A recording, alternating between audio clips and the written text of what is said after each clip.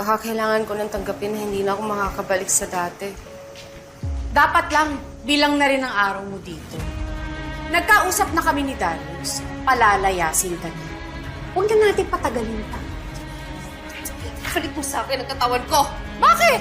Dahil ba hindi na tayo magpapalit pagkatapos ng solar eclipse? Mawawalan tayo ng chance in the future na magpalit?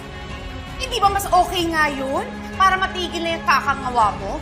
Para matanggap mo rin na ako talaga si Lucy at ikaw talaga si Farah.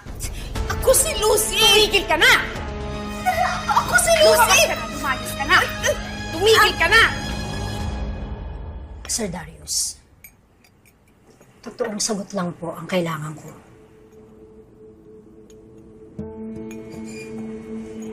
Opo.